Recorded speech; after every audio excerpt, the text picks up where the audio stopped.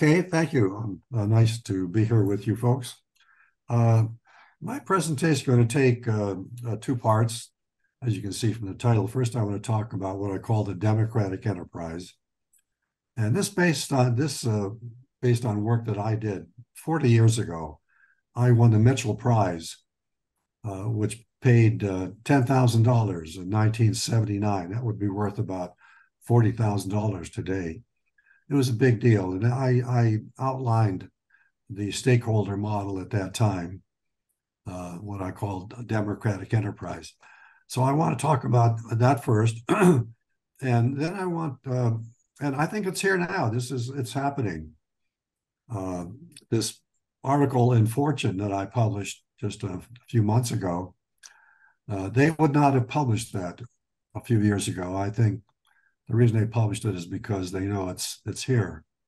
And then I want to show how this is a part of a larger movement towards what I call global consciousness. That is, the world is in a state of crisis, and the only way it's going to be resolved is by a different consciousness. So those are the two, and that draws on my book, Beyond Knowledge. So that's what I'm going to talk about. And if you have quick questions as I go along, that would be fine. First, I start by looking at the different models of corporation we've had over the years. The profit-centered model, obviously. Social responsibility model is the mirror opposite, which is the problem. It didn't really address the need for productivity and profit making. And now I think we're dealing with what I call the collaborative enterprise model, in which all stakeholders are roughly equivalent. And you see the arrows point in both directions.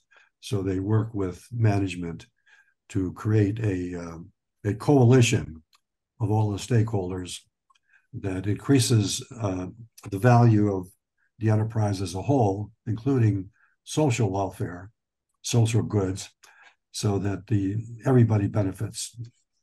That's the concept. And now here, this draws on the work I did for the Mitchell Prize 40 years ago. I took the model we use for evaluating the performance vis-a-vis investors. You see it right here. The resources invested, benefits, costs, so forth. And I just extended it to include all stakeholders.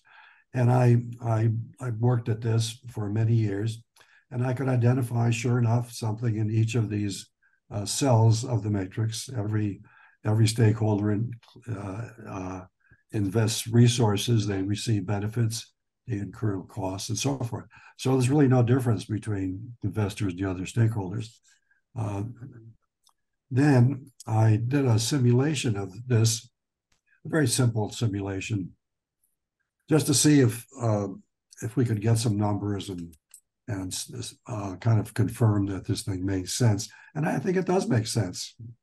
I wouldn't, I'm not going to argue about the individual numbers here. They're not important, but just to get the general sense that this works, it makes sense. If there are no comments, I'm going to keep moving along. This is where I want to spend some time focusing.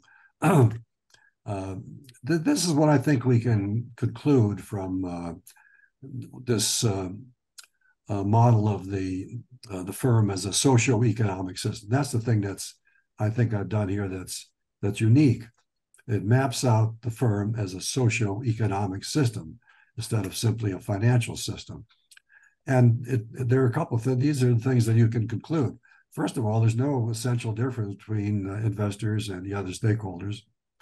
Secondly, focusing on profit alone on shareholders is a serious case of sub-optimization.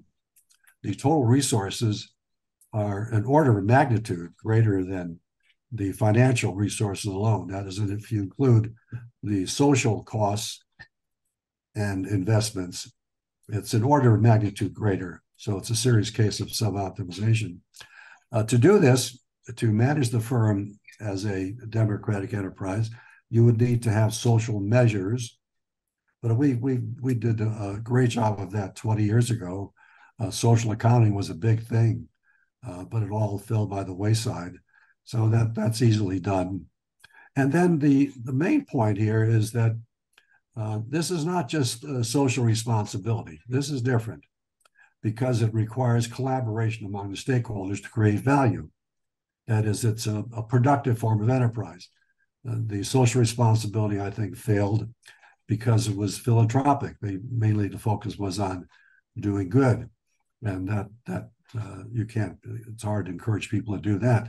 But this is, I think, this could be a competitive advantage, because by collaborating with stakeholders, the corporation can create more value, solving strategic problems, and that added value can be shared by all of the stakeholders, including the investors. And then finally, this is really an exciting idea, because if we could do this, the corporation becomes relatively self-regulating. It includes all of the impacts on society within its governance. So you would need less oversight by corporations, and in fact, there would be less risk, because the major sources of difficulty in the corporation's environment, labor and consumers, are part of the enterprise. So they're partners. So this would be a more productive system that could produce even greater profits than the profit-centered model itself. And finally, I think it's a great role for business people. They could be seen as heroes. Right now, the business people are held in very low regard. Corporations are despised because they're focused on making money, and managers who do this could be seen as business heroes. Anybody want to comment about this before I move on? Yeah, three questions. One, how do you get people to change? Two, how do you manage the conflicts between shareholders and stakeholders? I agree with you that you can get more value if you involve the stakeholders, but there's also conflicts between them. And two, how do you define democratic? What's democratic? Are you changing the voting system in some way? No, I don't think it has to be. It's not a formal democracy. It's kind of a quasi-democracy. The managers are still in charge, but so you still only have one board of directors then? Yeah, that's really that to be determined by every individual corporation. But ideally, the executives would invite stakeholder representatives who are competent. That's like a Japanese kibitsu. They don't invite; they actually give them shares. And if you've got one board of directors, it's toxic governance, because the board has absolute power to identify and manage their own conflicts of interest, to absolutely corrupt themselves, the business and society. So you're talking about grace and favor stakeholder involvement, and I don't get it. How do you so there's not the opportunity for them to be competitive with others, with the shareholders? You've got a huge conflict of interest between stakeholders. I don't think there's necessary conflict, Shann. I agree with that. This has been done by Shann, I don't think you're accepting the premises of the argument. The executives have to take charge of this. They have to provide the leadership. They invite stakeholder representatives who are competent and who understand that this is a partnership they have to form with the corporation. So all of the stakeholders have an investment in the success of the firm, and the executives run this in a productive way to solve problems. They focus on strategic problems. They get the stakeholders to work together. I've done role plays of this in my courses for years, and the students understand it perfectly as soon as we do it. And it shows the very nature of the corporation. The corporation is inherently a political system.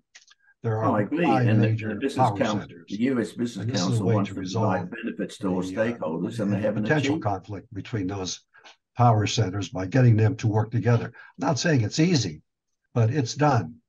But why has the U.S. roundtable done? Let me move on, and we can talk about more of this later.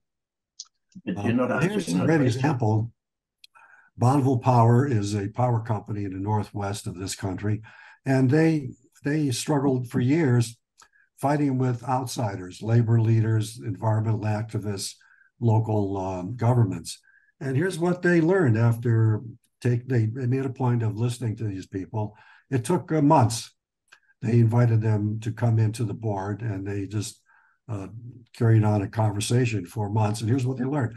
Our adversaries helped us find creative solutions to intractable problems. Public involvement is a must. Conflict is unavoidable. The only choice is whether to dodge it or argue. That is exactly right. This is an opportunity for corporations to be on the right side of history and become heroes to create a more productive enterprise that serves social needs as well as making more money. Now, I'm going to move to, this is my last slide on that point. Here's a whole bunch of examples of this. The example I like most is Mondragon in Spain. Mondragon, it's not quite the same thing because it's a management governed. It's not truly democratic in the sense it doesn't involve customers and governments. It's mainly labor. But they have customers and suppliers on the supervisory board. Well, it may, I don't know, but they mainly see themselves. Well, I'm telling you, they do. They have a customer. Okay, I don't want to argue. I don't want to argue. I'm just pointing out that. No, I'm not arguing. I'm just getting it back straight. Yes, I'm just making the point that they mainly see themselves as a labor management firm. That's the way they advertise themselves. They started that way, but they ended up being multi-stakeholders. Good, wonderful. Glad to hear it. And they don't have one board; they have many boards. Good. The main point is it's a thriving success. They gross, they're worth about $1 billion, I think, and they have about 50 business units that all serve different markets. They employ, I think, about 100 different cooperatives, not 50, 100, and it's in different groups, and it follows the architecture of life. Jason, good. Thank you for pointing it out, Shann. Jason, could you put Shann on mute so that we can listen to the speaker until the discussion period arrives? No, it's okay. It's okay. It's fine. They made a good point. Okay, thank you for adding those details about Mondragon. Anyways, this has really been done for many years. In fact, all nations have a leading edge that does this kind of thing. But it's not accepted because by the mainstream, because it's just not part of the business culture. It's relegated to the margins, and so so we know how to do this. Really, the challenge is to bring it into the mainstream by changing the consciousness, the perspective of corporations, and that's what I think is happening now. ESG is practiced by 90% of corporations. And it's a simple form of this. It's not quite as elaborate as this. It doesn't go as far as this, but it's the beginning of moving in that direction. And I've spoken to business people, executives, a number of them, and they understand this. They understand the logic here, and it makes perfect sense to them. And I think they're committed to moving in this direction. They get a lot of feedback, backlash. They're accused of being woke, which is a stupid idea, but they're getting backlash, but it's not stopping them. As I read this, they're committed to doing it. And that's what I want to address in the second half of my talk. Let me move on to that, please.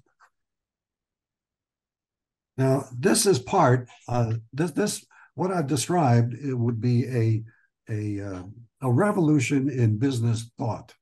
It would transform the model of the firm into it would still be a market system, of course, but it would be a collaborative enterprise that serves all of the needs of all of the stakeholders in addition to making money. So it would be a different consciousness. That's what's interesting about this. And we are, at this very time, we've left the knowledge age as best as I can tell, and we're entering an age of consciousness right now. This graph is something I've worked on for many years. And there's nothing else like it. It shows the entire rise of civilization precisely using real scales and real data. The horizontal scale is a logarithmic scale, which is necessary if you wanted to see anything. If it was just ordinary scale, you wouldn't see a thing. It would be just a flat line. It would make a sharp right turn up. But on the log scale, you can see the graph here. And it's a perfect S-curve. An S-curve is characteristic of all life forms. Growth of bacteria, human being, or in this case, the growth of civilization on the planet. And we've moved through these various stages very precisely, very methodically. This is a very well-defined cycle, I think. There's direction to it. It's not random. There's a lot of random behavior here, the rise and fall of civilizations, but this is a good case of organized complexity. Despite all of the randomness, the overall trend is very precise. I forecast the information revolution at the year 2000. I remember doing that in the 1980s when computers were first entering use. And I would tell business people and my students that I think we're going to be using personal computers. That was a time when computers filled rooms, if you remember. And the typical response I always got was, why would anybody want a personal computer? Now, this is very revealing. It tells us how hard it is to anticipate these big changes in social evolution. It's almost impossible to envision them because they're different. We have no experience with them. And that's roughly what's happening now, I think, with the transition from a knowledge age to an age of consciousness. I target 2020 as the point at which we started the age of consciousness, because something very specific happened and it was revolutionary. Anybody have any idea about what happened in 2020 that was really outstanding? It was the insurrection of the government, the United States government, by the Trump followers. That was remarkable. And to this day, about a third of this country still believes the big lie that the election was stolen. That's an amazing thing. And it just shows how powerful beliefs are, pure beliefs that run contrary to fact. And we're stuck in that period now. People talk about the post-factual world, post-factual, where people can believe whatever they want. That shows that we've entered an age of consciousness. It's bad consciousness. It's not the consciousness I would like to see.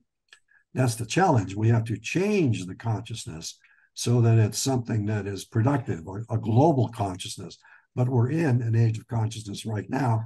And this change in business is part of this bigger trend. Let me move on here. We can talk later. And this explains the details of why it's happening, how technology is driving this. Social media and AI are automating the objective functions of consciousness. This is a very well-accepted dichotomy, by the way, between objective and subjective consciousness. And the objective stuff is what computers are good at. That's being automated by the digital revolution, which has raised the question, what happens after that? Well, what happens after that is consciousness. By definition, everything beyond objective consciousness is subjective consciousness, higher consciousness, emotions, values, beliefs, purpose, choice, all of that sort of thing. So this is what's happening, I think. It's a little more complicated than this, but I think that sums up the dynamics that's driving this change. I'm pretty near an end here, if you'll just bear with me. And here's what the challenge, of course, is what I call the crisis of global maturity. The world is poised at a crisis where we have to resolve these threats if we want to have a mature civilization. The New York Times, for instance, reported on a survey that shows 56% of people think humanity is doomed. That is amazing. The UN IPCC report, total societal collapse is likely unless serious action is taken. My TechCast project estimates a 55% probability that we will see the emergence of a global consciousness about 2030, plus or minus 5 years. I think that's a good forecast. And here's, I think this means institutions have to change. The corporation is, I think it could lead the way, really. Business, contrary to the low reputation that that people have about corporations, I think it's possible that business leaders could lead the way because they're making changes right now. We estimate a 70% probability that something like democratic enterprise would emerge as in the mainstream by this decade. And that's, let's see, yeah, that's the end of my talk. Okay, I'm gonna stop now and take your comments and questions. A quick question for that growth curve. What would be the vertical measurement? It's an ordinal scale. It's an ordinal scale. Just takes the stages of development in order. So you pointed at the turning points as the separation, as the boundary, right? I'm sorry. We'll say that again. I mean, you said the modular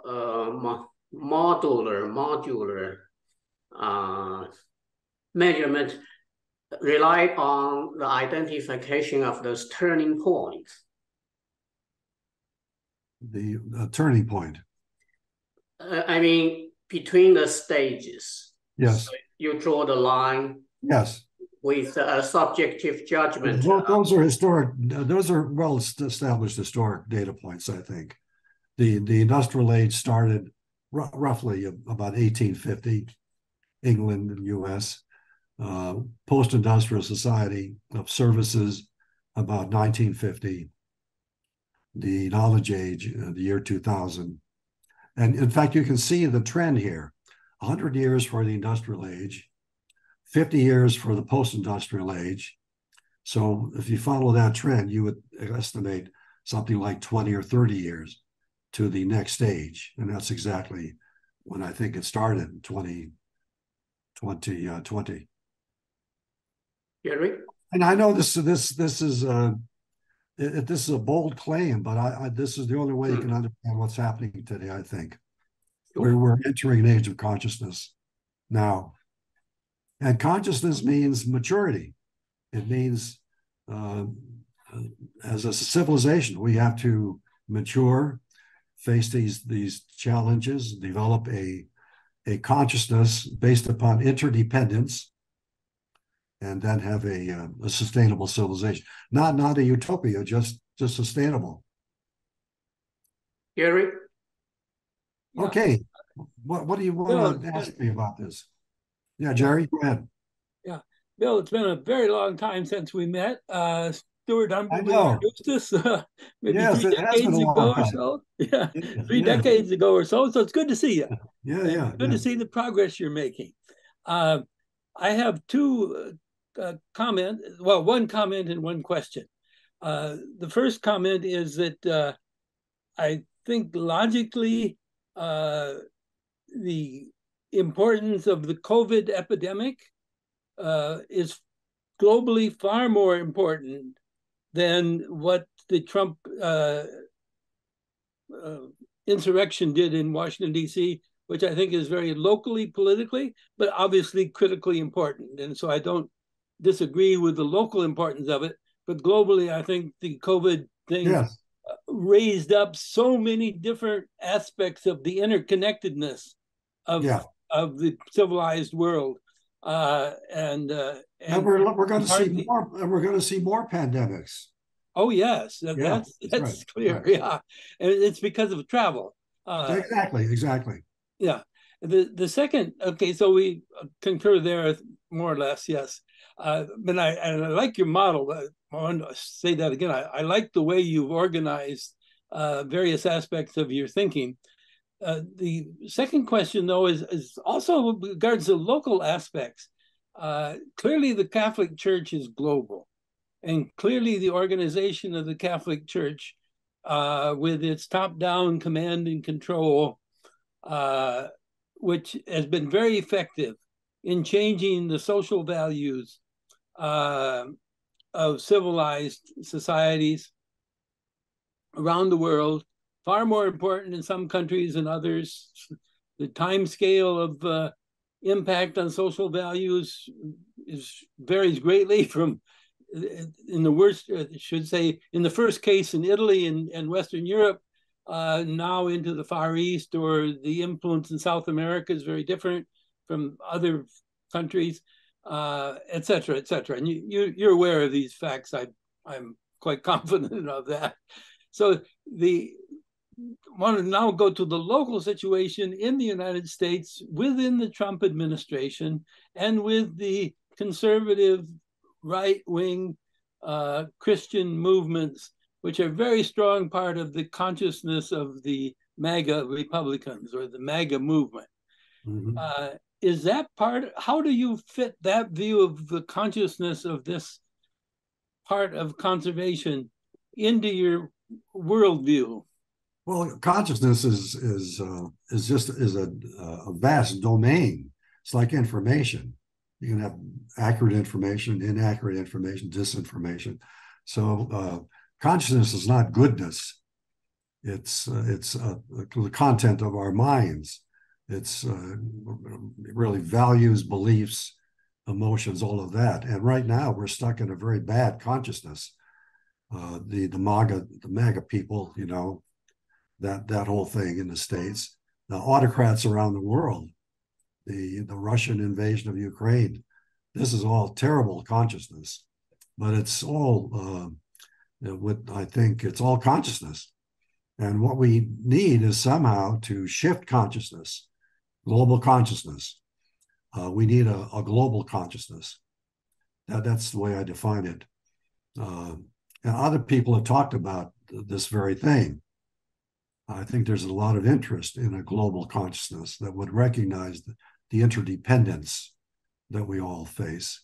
That's the real challenge, to change consciousness somehow. So if I understand you correctly, then the view of consciousness, or the term consciousness as you're using it, you're defining it in terms of global awareness. Well, it doesn't have to be global, you know, it's the content of our minds. I just like the very operational. Some people define consciousness as in Jungian terms, you know, a universal consciousness that's sitting out there someplace.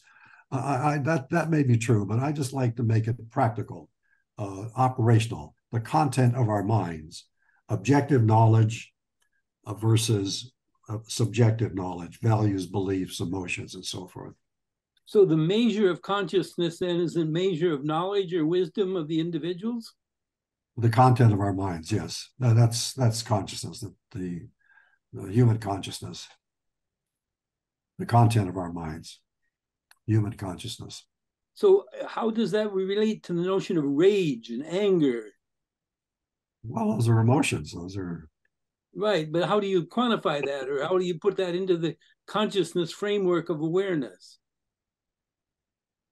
I'm not sure what you're asking, Jerry. I'm not trying to quantify it. I can, if I just deal from classic systems perspective, yes, of the scalar notions of matter, starting with subatomic, atomic, chemical, molecular, cellular, organs, organisms, human bodies, ecosystems, that sort of scalar arrangements.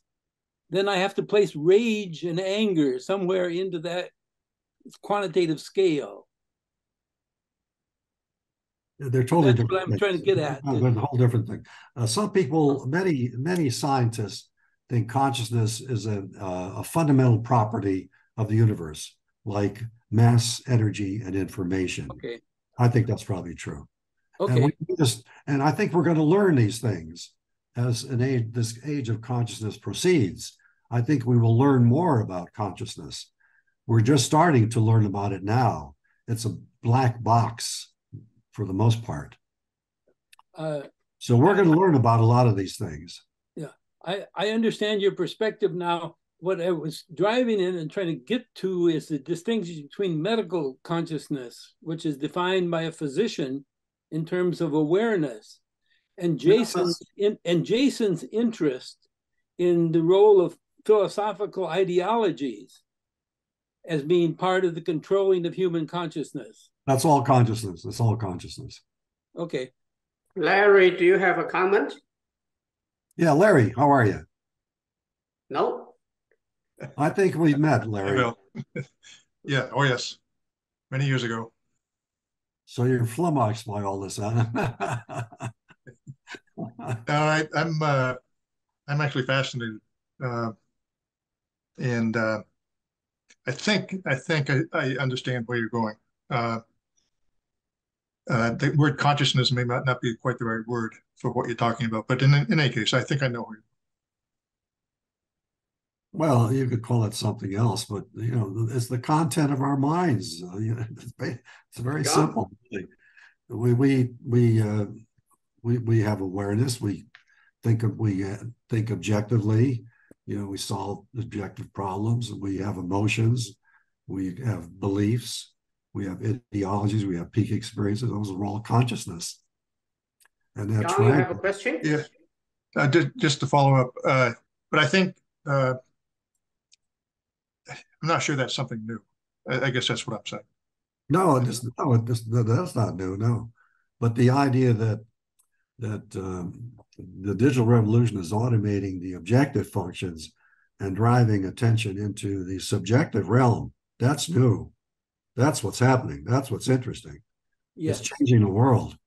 It's what there's a famous a Jesuit archaeologist, Teilhard de Chardin, and he many years ago made a prophecy that the world would develop an overlay of thought. He called it the noosphere.